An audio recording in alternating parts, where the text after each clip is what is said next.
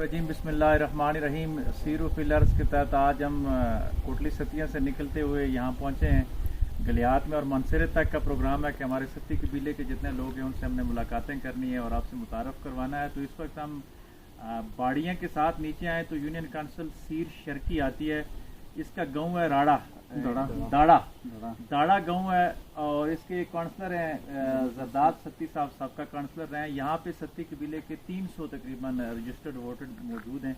ये दो कबीले हैं, एक पहले मैंने तारफ़ करवाया सर शाद साहब का कि ये लोग तो आए हैं दुनिया मटील से, लेकिन ये जरदाद साहब जो लोग हैं ये बन सेरी से आए हैं।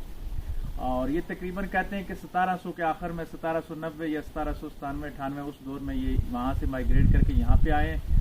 वजूहात बताते हुए सदरी रवायात में जो आता है कि वहाँ पानी की शायद कोई किल्लत थी उस इलाके में, तो इनके किसी बड़े बड़के ने यहाँ आके ज़मीन ली और फिर यहाँ आके आबाद हो गए। तो आज तकरीबन 200 साल गुजरने के